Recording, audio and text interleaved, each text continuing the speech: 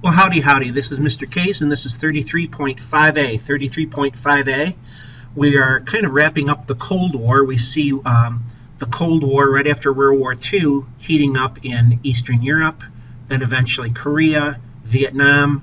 We're seeing it in places like Cuba, Nicaragua. But there's a time where it's gonna, the animosity is gonna thaw. Okay, let's begin. Eastern European economies. They're forced to develop industry to meet the needs of the USSR. Remember, they became satellite countries, a buffer zone between Russia and Western Europe. They're afraid that just like Napoleon and Hitler invading them, they're going to get invaded again. So what does European economies become? They're forced to develop industry to meet the needs of the USSR. In the 1950s, Stalin dies of a series of strokes, and a younger guy takes over. His name is Nikita Khrushchev. Nikita Khrushchev. He's bald-headed, he's a little guy, he's gap-toothed. Oh, gals, he's a real catch. But he is a different type of leader than the other leadership has been under Stalin.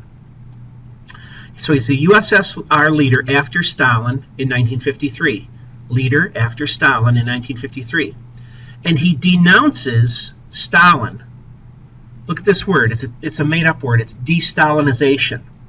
It's denouncing Stalin for brutality of citizens. Denouncing or talking bad about Stalin for brutality of citizens. You notice he doesn't do it when Stalin's alive, or he'd send him to this salt mines in Siberia. But de-Stalinization is purging the country of Stalin's memory.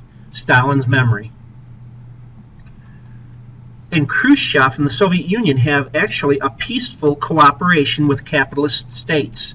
Peaceful cooperation with capitalist states like the West.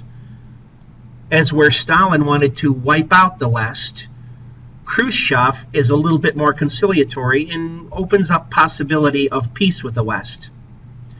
But he's going to lose prestige after the Cuban Missile Crisis.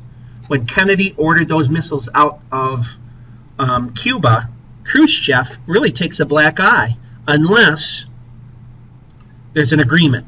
And the agreement was the United States would take their missiles out of Turkey, pointed at the Soviet Union, and so the Soviets would take their missiles out of Cuba.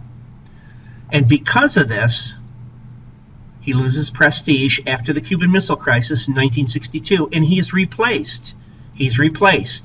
So who's the new guy? It's an older guy by the name of Leonid Brezhnev. Now, Brezhnev looks like a stone face, and he's got one eyebrow, no kidding. We'll look at pictures of him a little bit later on. But Brezhnev is a repressive USSR premier. Repressive USSR premier, P-R-E-M-I-E-R. He is going to take a tough, hard line on any freedom. Case in point, in 1968, we have him sending in Soviet tanks in Czechoslovakia. He crushes Prague Spring, which is democracy movement, in the capital city of Prague, in Czechoslovakia. So he crushes Prague Spring in Czechoslovakia in 1968. You ready for the spelling?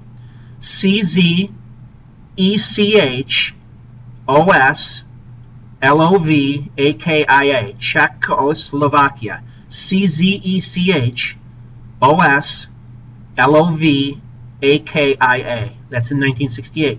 So the West understands he does not play around. He is not going to allow freedom, any freedom at all. Now, during Khrushchev's leadership, we have John F. Kennedy. I say to you, ask not what you can do for your country. No, ask not what your country can do for you, but ask what you can do for your country. He is a younger president, and he faced the Cuban Missile Crisis in 1962.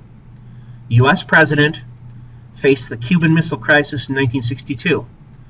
Later on, when Kennedy is assassinated, his vice president, Lyndon Baines Johnson, becomes president. And he was kind of a good old boy from Houston, Texas. Spoke with a little lisp. And he would say, I say to you, my fellow Americans. He would carry on what Kennedy had started, but as U.S. president, he escalated the U.S. involvement in the Vietnam War. He escalated or heightened the U.S. involvement in Vietnam. So we see the promise in the 1960s kind of fallen by the wayside as Kennedy has to deal with communist crisis in Cuba and a growing war in Vietnam, and then Johnson really taking off as far as escalating U.S. troop involvement in Vietnam. Well, that's about it for right now. This is 33.5A, and I'm Mr. Kays, and I'm going to see you down the way. Bye-bye.